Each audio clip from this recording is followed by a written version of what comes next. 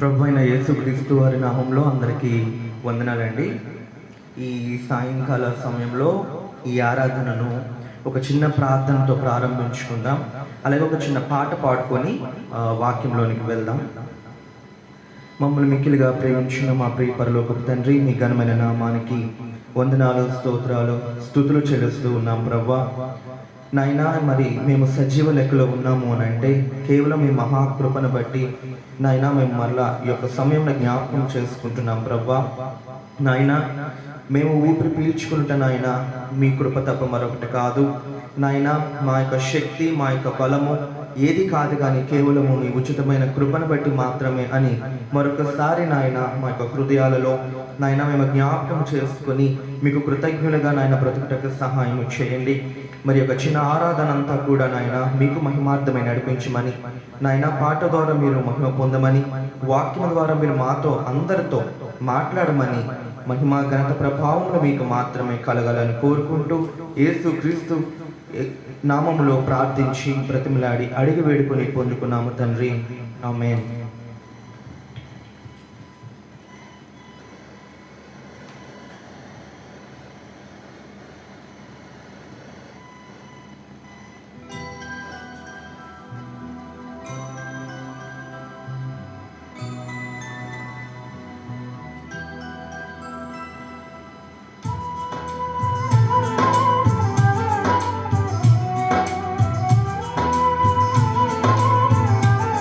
Praise the Lord. Hallelujah. Hallelujah. Praise the Lord. Hallelujah.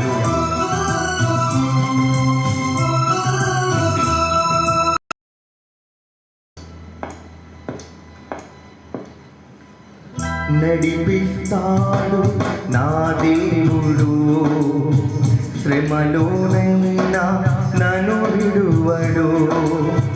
నడిపిస్తాడు నా దేవుడు, శ్రమలోనైనా నన్ను విడువడు. అడుగులు తడబడినా, అలసట భయపడినా, అడుగులు తడబడినా, అలసట భయపడినా, చేయి పట్టి వెన్ను తట్టి చక్కని ఆలోచన చెప్పి, చేయి పట్టి వెన్ను తట్టి చక్కని ఆలోచన చెప్పి నడిపిస్తాడు నా దేవుడు, శ్రమలోనైనా నన్ను విడువడు. నడిపిస్తాడు నా దేవుడు, శ్రమలోనైనా నన్ను విడువడు.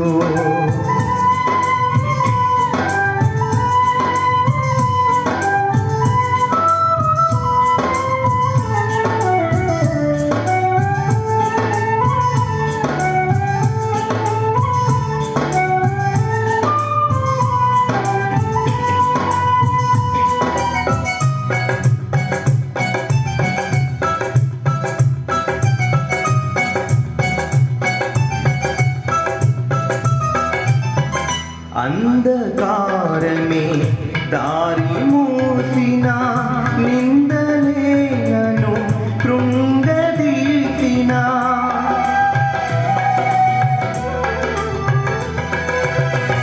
అంధకారమే దారి మూసిన, నిందలే నన్ను కృంగదీసిన, తన చిత్తం నెరవేర్చుతాడు, గమ్యం వరకు నన్ను చేర్చుతాడు.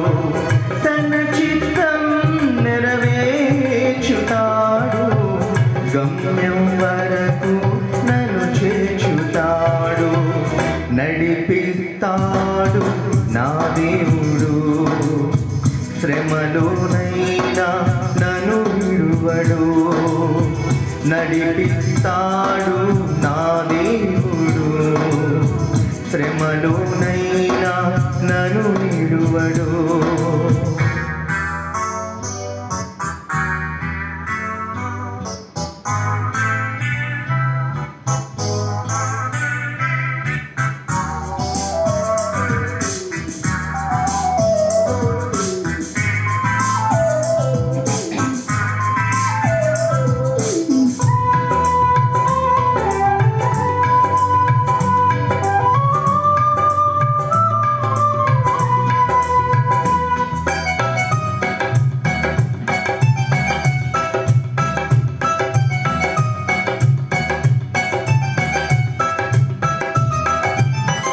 కష్టాల కొలిమి కాల్చివేసిన, శోకలు గుండెను చీల్చివేసిన,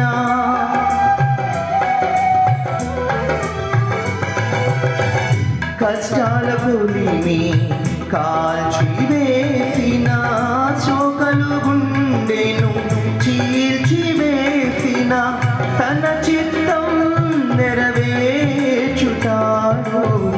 గమ్యం వరకు నన్ను చేర్చుతాడు. తన చిత్తం నెరవేర్చుతాడు, గమ్యం వరకు నన్ను చేర్చుతాడు. నడిపిస్తాడు నా దేవుడు, శ్రమలోనైనా నన్ను విడువడు. నడిపిస్తాడు నా దేవుడు, శ్రమలోనైనా నన్ను విడువడు.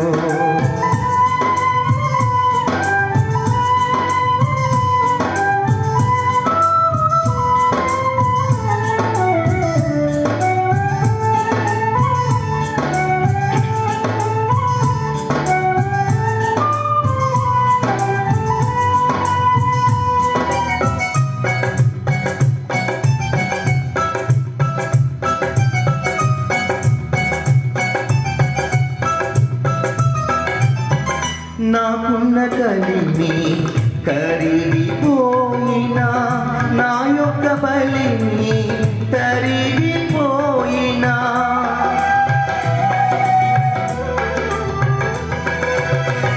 నాకున్న కలిమి కరిగిపోయినా, నా యొక్క బలిని తరిగిపోయినా, తన చిత్తం నెరవేర్చుతాడు, గమ్యం వరకు నన్ను చేర్చుతాడు.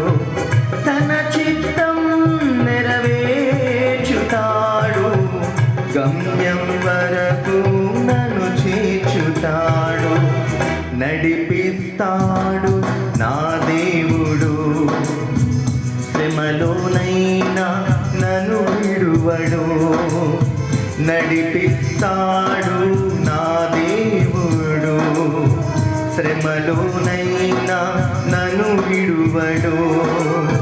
అడుగులు తడబడినా, అలసట పైబడినా, అడుగులు తడబడినా, అలసట పైబడినా, చేయి పట్టి వెన్ను తట్టి చక్కని ఆలోచన చెప్పి, చేయి పట్టి వెన్ను తట్టి చక్కని ఆలోచన చెప్పి, నడిపిస్తాడు నా దేవుడు, శ్రమలోనైనా నన్ను విడువడు.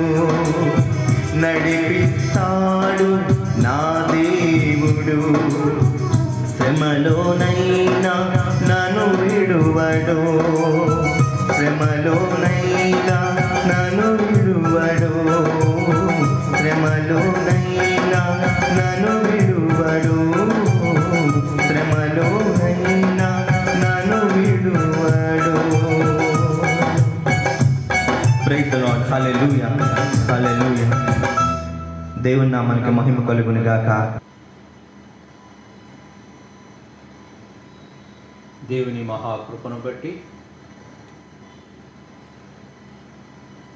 గతకాలమంతయు మనందరినీ కాచి కాపాడి రక్షించి ఈ పునరుద్ధాన దినమందు కొద్ది సమయము దేవుని సన్నిధిలో మనమందరం గడుపుటకు దేవుడు కృప చూపించినందుకు ఆ దేవదేవునికి స్తుతులు స్తోత్రాలు చెల్లిస్తూ ఉన్నాను. మీ అందరికీ వందనాలు తెలియచేస్తూ ఉన్నాను. ఎలా ఉన్నారండి? ఈ లైవ్లో వీక్షిస్తున్న దేవుని బిడ్డలందరికీ ఒక చక్కటి సమయాన్ని మనకు ఇచ్చిన ఆ దేవునికి మనమందరము కలిసి స్తుతులు స్తోత్రాలు చెల్లించవలసినటువంటి బాధ్యత మనకు ఉన్నది. మీరందరూ క్షేమంగా ఉండాలని, నిత్యము దేవుని మార్గములో జీవిస్తూ ఉండాలని, మేలు కలగాలని, చక్కటి జీవన విధానాన్ని గడపాలని, క్షేమము కలిగే విధముగా ప్రతి ఒక్కరూ ఉండాలని ఆ దేవుణ్ణి నిత్యము మేము మా ప్రార్థనలో మీ అందరి గురించి జ్ఞాపకం చేస్తున్నాం. మా బంధువులు, స్నేహితులు, వీక్షిస్తున్న దేవుని బిడ్డలు ప్రతి ఒక్కరు కూడా కొద్ది సమయం దేవుని సన్నిధిలో మనము గడుపుదామండి. జ్ఞాపకం చేసుకునండి, నేటి దినాలలో ప్రతి ఒక్కరు కూడా చక్కగా జీవించాలి అని, బాగుండాలని, క్షేమంగా ఉండాలని, వారికి వారి కుటుంబాలకు మేలు కలగాలని ప్రతి ఒక్కరూ ఆశిస్తూ ఉంటారు. అది మానవ నైజం.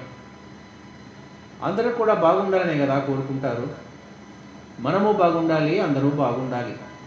ప్రపంచ ప్రజలందరూ కూడా క్షేమంగా, సౌభాగ్యంగా, సంతోషంగా ఉండాలని కోరుకుంటాము. అది మంచి విధానము, మంచి ఉద్దేశం, మంచి ఆలోచన. మన అంశము నీకు మేలు కలగాలి అంటే, మనం కోరుకున్న విధంగా మనకు జరగాలి అంటే అనేకులు అనేక రకాలైనటువంటి ఆలోచనలు కలిగి వారి జీవన విధానాన్ని కొనసాగిస్తూ ఉంటారు. వారికి ఆలోచనకు వచ్చిన విధంగా వారు చేస్తూ ఉంటారు. ఆ విధంగా వారికి మేలు కలుగుతుందని వారు ఆశిస్తూ ఆ విధానములో వెళుతూ ఉంటారు. మంచిది. మరి ఈ లోక సంబంధమైనటువంటి విధానాలు ప్రకారము, ఆలోచనల ప్రకారము ఒకరికి మేలు జరగాలంటే, వారికి లాభం కలగాలంటే, ఒకరు క్షేమంగా ఉండాలంటే అనేకమైనటువంటి ఆలోచనల ద్వారా వారి యొక్క జీవితాలను కొనసాగిస్తూ ఉంటారు కదా. మంచిదే. కానీ దేవుని వాక్యము ఏమి చెబుతుంది? ఈ మానవులు సృష్టించినటువంటి ఆ దేవుడు ఏమి చెప్తున్నారు అనేటువంటి విషయాలు మనము కొద్ది నిమిషాలు ధ్యానం చేసుకుందామండి.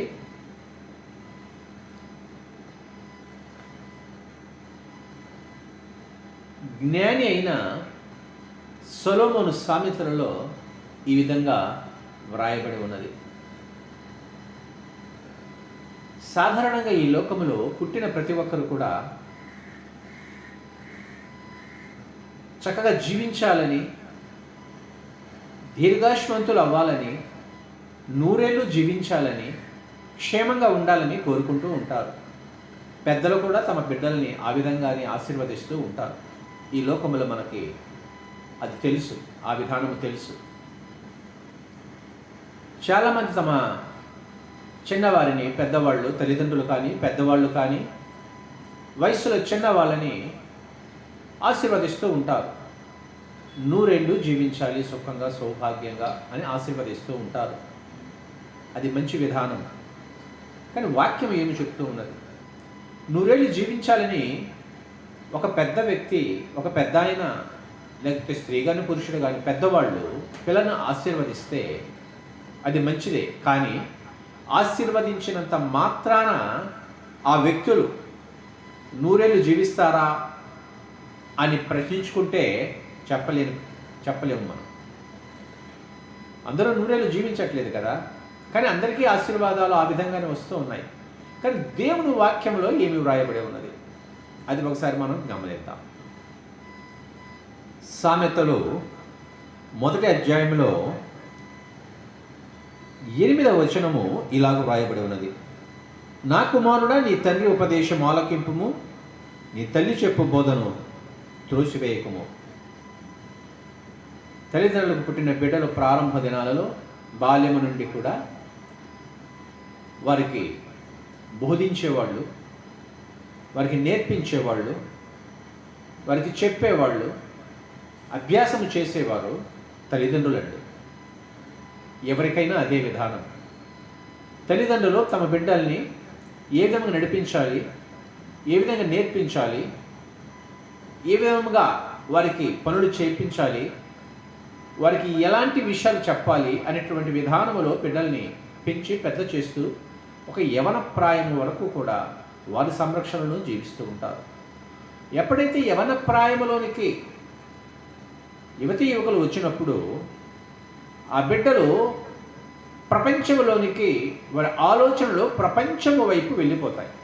అప్పటి వరకు తల్లిదండ్రుల పర్యవేక్షణలో ఉన్న వీళ్ళు ఆ తరువాత ఆ బిడ్డలు బయటికి వెళ్ళిపోయిన తర్వాత అనేక మంది ప్రజలతో కాంటాక్ట్ అవ్వటము, ప్రపంచ దృష్టిలోనికి వీళ్ళ దృష్టి వెళ్ళిపోతూ ఉంటుంది. అది సాధారణంగా జరిగేటువంటి విధానం.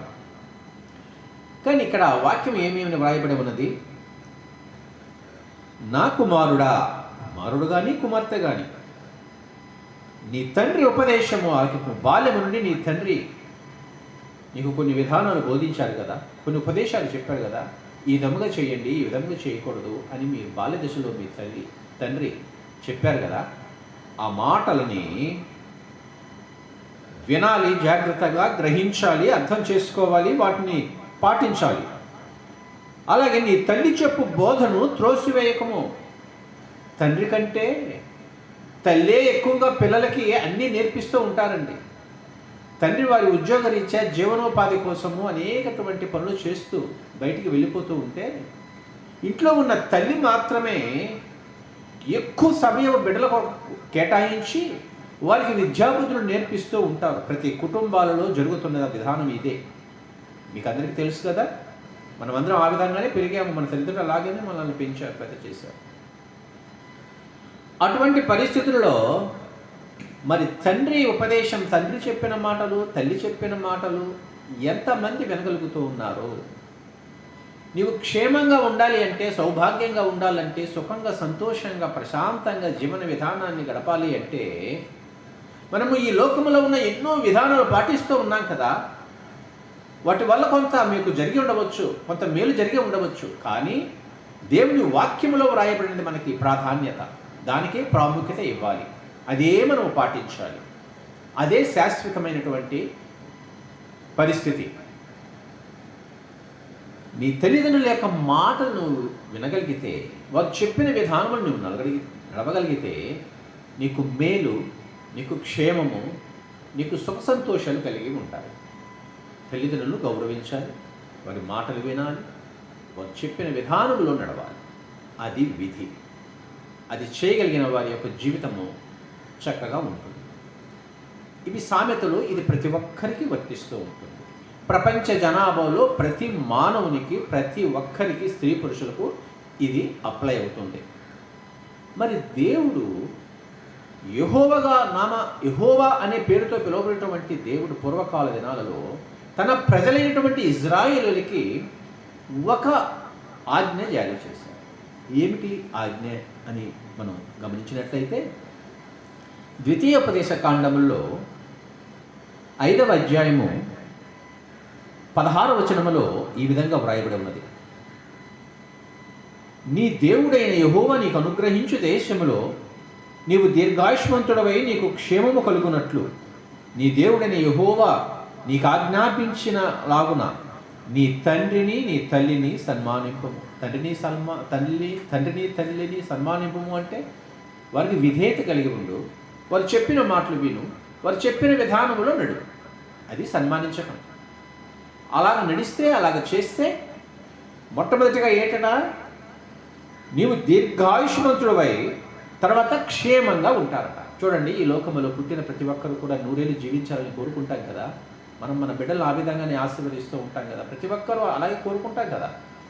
ఎవరు ఆశీర్వదించినా ఆశీర్వదించకపోయినా ప్రతి ఒక్క వ్యక్తి కూడా ఊహ తెలిసిన తర్వాత, యవనస్తులైన తర్వాత ఎంతకాలం జీవించాలి అని ఎవరైనా ప్రశ్నిస్తే 100 ఏళ్ళు జీవించాలని ఆశ ఉన్నదండి అని అంటాం కదా.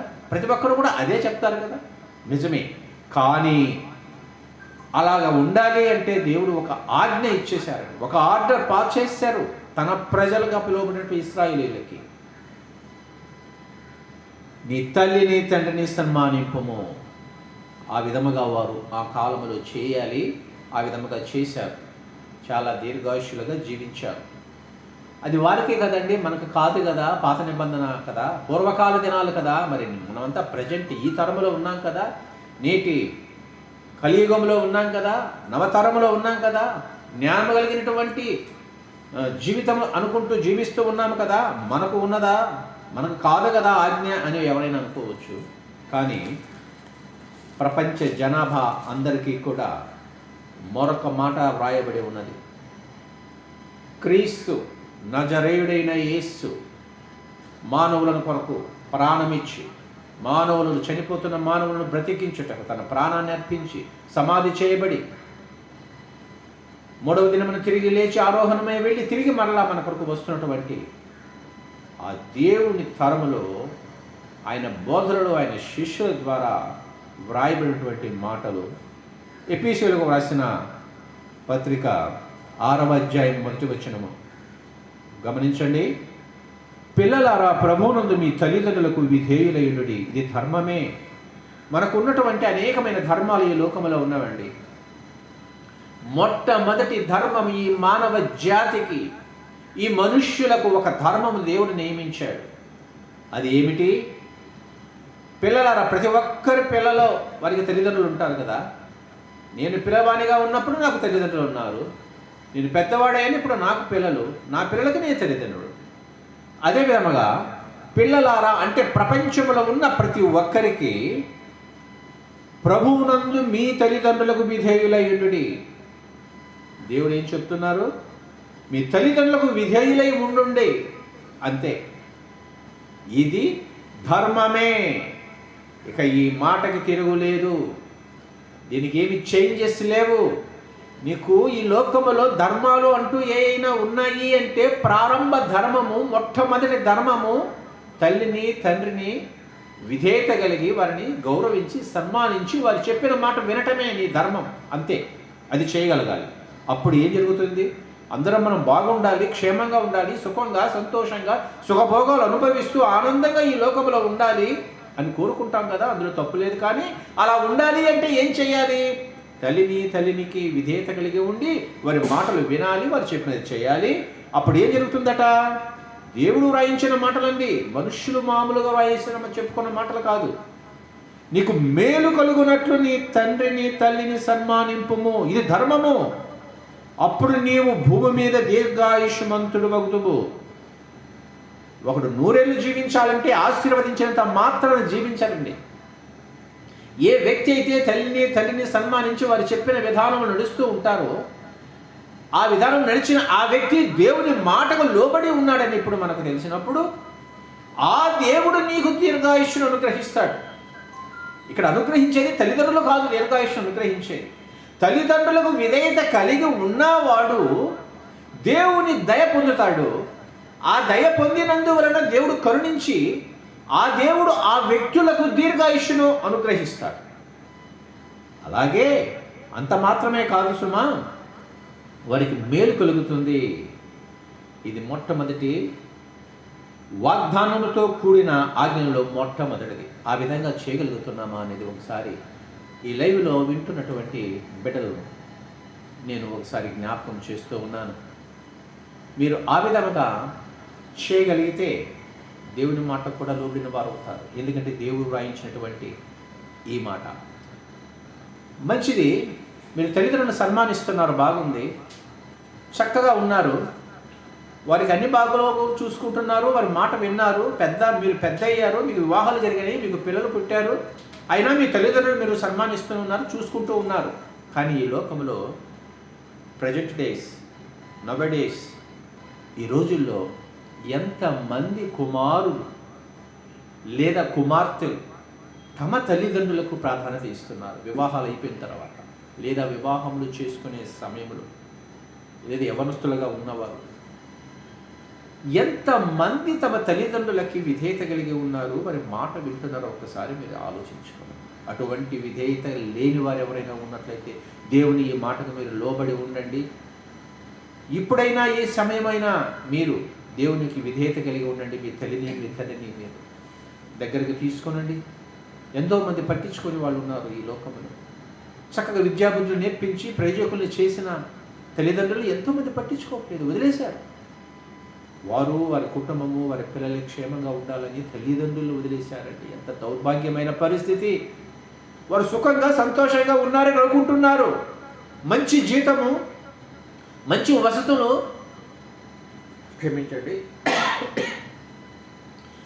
క్షేమంగా ఉన్నాము, సౌఖ్యంగా ఉన్నాము, ఆనందంగా ఉన్నామని అనుకుంటున్నారో సుమా, అలా తల్లిదండ్రులు పట్టించుకోకుండా వదిలేసి నిర్లక్ష్యంగా ఉన్న వారికి ఏం జరగబోతుందో తెలుసా? మీ యొక్క భవిష్యత్తులో మీకు జరిగేది తెలియట్లేదు. మీ తల్లిదండ్రులు కేవలం వదిలేసినందువలన, వారిని పట్టించుకోకపోవటం వలన. చూడండి, సామెతలు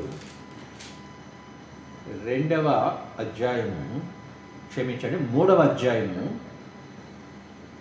7వ వచనములో ప్రతి ఒక్కరు అనుకుంటారు, చక్కగా మనం ఉన్నాము, మన స్థితి బాగుంది, ఏదో అనేకమైన పరిస్థితుల వల్ల మన తల్లిదండ్రులు వాళ్ళు ఏదో ఎక్కడో అనాథ ఆశ్రమాల్లో పెడితే వాళ్ళే బతుకుతారులే, చక్కగా మనం డబ్బులు పంపిస్తాము, వాళ్ళు చూసుకుంటారు, లేదా మరొకరికి వారి యొక్క బాధ్యత అప్పగిద్దాము అని వదిలేసేసి కూర్చొని వారిని పట్టించుకోకుండా ఆనందంగా ఉన్నవారు వారి జీవితం ఏముంటుందట?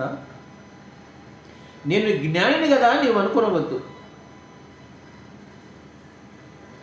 జ్ఞానము మనకు ఉన్నది, ఆ జ్ఞానంతో మనం బాగా సంపాదిస్తూ ఉన్నాము, చక్కగా ఉన్నది అని మనం అనుకుని జీవిస్తూ ఉన్నట్లయితే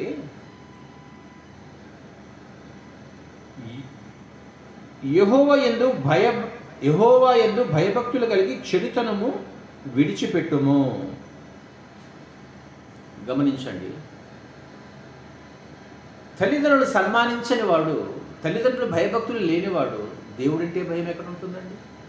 దేవుడంటే భక్తి ఎక్కడ ఉంటుంది? విధేయత ఎక్కడ ఉంటుంది? తల్లిదండ్రులనే చూడని వాడు, తల్లిదండ్రుల మాటలే విన్నవాడు దేవుని మాటలు ఏం వింటాడండి? దేవుడు చెప్పే మాటలు ఏం వింటాడు? మనం ప్రత్యక్ష దైవాలు తల్లిదండ్రులు అంటాం కదా, ఆ ప్రత్యక్ష దైవాలుగా తల్లిదండ్రులుగా భావించినటువంటి ఆ తల్లిదండ్రులు చెప్పే మాటలు వినకుండా వారిని పట్టించుకోవడం వదిలిపెట్టిన వాడు, మనకు కనిపించేటువంటి ఆ దేవుని మాటలు లోబడి ఆ దేవుని మాటలు వింటాము అనేది గ్యారెంటీ ఏమైనా ఉందా? లేదు. కాబట్టి ఈ తల్లిదండ్రులు పట్టించుకునే వాళ్ళు దేవుణ్ణి కూడా పట్టించుకోలేని అర్థం చేసుకోవాలి మనం. వీరు చక్కగా ఉన్నారు, క్షేమంగా ఉన్నారు, మంచి స్థితిలో ఉన్నారు, మంచి సంపద ఉంది, బాగా డబ్బు ఉంది, కానీ ఒకరోజు మీకు సంప్రాప్తం అవుతుంది మీరు చేసినటువంటి తప్పుకి. ఏమిటో తెలుసా? నాకు అన్నీ బాగున్నాయి, నేను జ్ఞానవంతుణ్ణి, బాగా జీవిస్తాను అనుకున్న నీకేం జరుగుతుందట? నీలో ఉన్నటువంటి అనేకమైనటువంటి చెడు లక్షణాలు అవలంబిస్తాయి, చెడు లక్షణాలు నీలో ప్రవేశిస్తాయి. నీ తల్లిదండ్రులు నువ్వు వదిలేసిన రోజే నువ్వు చెడ్డవాడివిగా ముద్రింపబడతావండి దేవుని దృష్టిలో. ఆ తర్వాత నీకు భయం చెప్పేవారు ఉన్నారు, భక్తి చెప్పేవారు ఉన్నారు, నేను గద్దించేవారు ఉన్నారు, నేను బుద్ధి చెప్పేవారు, నీ తల్లిదండ్రులు నువ్వు దూరం చేసుకున్నావు. ఇప్పుడు నువ్వు ఇష్టానుసారంగా నువ్వు జీవించడానికి నీకు స్వతంత్రం ఉన్నది. నువ్వు చేసేదానికి ఎవరు అడ్డు చెప్పరు. నువ్వు ఏది చేయాలనుకుంటే అది చేస్తూ ఉంటావు. సాధారణంగా మంచి స్థితిలో ఉన్న వాళ్ళకి వారి యొక్క మనస్సు, వారి యొక్క హృదయం ఇటువైపు ఆకర్షింపబడుతూ ఉన్నది, ఈ లోక సుఖ భోగాల వైపు ఆకర్షింపబడుతూ ఉన్నది, అనేకమైన ఆకర్షణల వైపు లాగిస్తూ ఉంటుంది. అటువంటి పరిస్థితిలో ఒక మనిషి, మంచి వ్యక్తి చెడు ప్రవర్తన కలిగి ఉంటాడు. చెడు ప్రవర్తన కలిగిన వాళ్ళకి ఏమి జరుగుతుంది? ఆ చెడు విధానంలో సుఖము ఉంది, సౌఖ్యం ఉంది అని అనుకుంటూ తన జీవితాన్ని కొనసాగిస్తూ ఉన్నది. ఒక రోజుకి వారికి చెడు వలన కలిగినటువంటి నష్టం ఏమిటో తెలుస్తుంది. అప్పుడట చూడండి, ఇక్కడ గమనించండి బాగా, నేను జ్ఞానిని కదా అని నీవు అనుకునవద్దు. అంటే నువ్వు జ్ఞానవంతుడు అని ఇప్పుడు ఎన్ని చేస్తున్నావు నీ ఇష్టానుసారంగా, కానీ నీకు జబ్బు చేసినప్పుడు, నీ దేహానికి అనారోగ్యం వచ్చినప్పుడు ఈ జ్ఞానము నిన్ను రక్షించలేదు, ఈ ధనము నిన్ను కాపాడలేదు, నీవు అనుకున్నది నిన్ను సంరక్షించలేదు. మరి ఎవరు? అప్పుడు ఎవరట? నీ తల్లిదండ్రులు నీకు జ్ఞాపకం వస్తారు. అంతకంటే ముందుగా నీకు ఆ దేవుడినే ఆయన జ్ఞాపకం వస్తాడు. అందుకని నీ తల్లిదండ్రుల వైపు నువ్వు మనస్సు పెట్టినప్పుడు, దేవుని వైపు నువ్వు మనస్సు పెట్టగలిగితే, యెహోవా యందు భయభక్తులు కలిగి నీకు చెడుతనము, నీకు అనారోగ్యమునకు, నీ దేహానికి అనారోగ్యము సంభవించినప్పుడు నువ్వు చేయవలసిన కార్యం, మొట్టమొదటి కార్యము దేవుడు ఏమి సెలవిస్తున్నాడు? దేవుని జ్ఞాపకం చేసుకోవాలట. ఆ తరువాత నీ చెడుతనము వదిలివేయాలట. దేవుణ్ణి జ్ఞాపకము చేసుకొని తనలో ఉన్నటువంటి చెడుతనాన్ని వదిలేసిన వానికి అంతా మంచిగా ఉంటుంది కదా మనస్సులో. అప్పుడు ఏమనిపిస్తుంది? తన తల్లిదండ్రులను దూరం చేసుకున్న తన తల్లిదండ్రులను తన దగ్గరికి తీసుకోవాలని అనుకుంటుంది. ఎప్పుడైతే తన తల్లిదండ్రులను దూరం చేసుకున్న వాళ్ళు, తన వ్యక్తులను, తన బంధువులను, తన వారిని దూరం చేసుకున్న వాళ్ళు తన దగ్గరికి చేసుకున్నప్పుడు అప్పుడు తనకు ఆరోగ్యం సమకూరుతుందట. అది ఎవరు గ్రహిస్తారు? దేవుడు. యెహోవా యందు భయభక్తులు కలిగి చెడుతనము విడిచిపెట్టుము, అప్పుడు నీ దేహమునకు ఆరోగ్యమును నీ ఎముకలకు సత్తుగాను కలుగును. గమనించండి, మనం ఆరోగ్యంగా ఉన్నాం, ఇప్పుడు పర్వాలేదు అనుకోవచ్చు, కానీ ఏదో ఒక రోజు నువ్వు అనారోగ్య పాలవుతావు. అనారోగ్యం పాలైనప్పుడు నీకు అప్పుడు అందరూ కావలసి వస్తూ ఉంటుంది. అప్పుడు నీ తల్లిదండ్రులు, నీ వారంతా దూరమైనప్పుడు, అప్పుడు నీపై దయ చూపేవాళ్ళు లేనప్పుడు వారు నీ అవసరం అవుతుంది. అదే కాదు, దేవుడి మీద కూడా నీకు భక్తి పెరుగుతుంది. మనుషులు ఎవరు కాపాడలేనప్పుడు మనము దేవుని మీద ఆధారపడతాము. అప్పుడు దేవుడు ఆలోచన వస్తుంది. అందుకని దేవుని మీద భయభక్తులు కలిగి ఉండాలి. తల్లిదండ్రులను గౌరవించాలి, సన్మానించాలి. అప్పుడు నీ దేహంలో ఉన్నటువంటి ఏ అనారోగ్యం ఉన్నా, ఏ భయంకరమైన పరిస్థితి ఉన్నా, ఏ ఆపద ఉన్నా, ఏమి ఉన్నా కూడా నీకు 100 ఏళ్ళు జీవించటానికి, నువ్వు సుఖంగా, సంతోషంగా, క్షేమంగా, లాభకరంగా నీవు నీ కుటుంబం జీవించటానికి అనుకూలమైన పరిస్థితి ఏర్పడుతుంది. దయచేసి ఈ వాక్యాన్ని మీరు గమనించండి, దాన్ని ధ్యానం చేయండి. మీ కుటుంబంలో ఇటువంటి పరిస్థితులు రాకుండా దేవుని వాక్యముతో చెప్పబడేటువంటి మాటలకు మీరు విధేయత కలిగి మీరు జీవించడానికి ప్రయత్నించండి. మనమందరం క్షేమంగా ఉండాలి. మన వాళ్ళని మనం ప్రేమించాలి, దేవుడిని ప్రేమించాలి. మనమందరం ప్రేమ కలిగి ఉందామా? ఆ విధంగా దేవుడు మనందరినీ ప్రేమ కలిగి, ఒకరిని కూడా ప్రేమ కలిగి జీవించాలని, అందరినీ సన్మానించుకోవాలని దేవుని వాక్యం చెబుతుంది. దేవుని మర్చిపోవద్దు, మీ తల్లిదండ్రులు ముఖ్యంగా మర్చిపోవద్దు, జ్ఞాపకం పెట్టుకోవాలి. దేవుని చిత్తమైతే మరొకసారి మరొక అంశం మీద మనము ధ్యానం చేసుకుందాం. అంతవరకు మనం ఉండే వరకు మనమందరం క్షేమంగా ఉండాలని, ప్రార్థనలు గడపాలని మిమ్మల్ని అందరినీ హృదయపూర్వకముగా నేను ప్రార్థిస్తున్నాను. అందరికీ వందనాలు.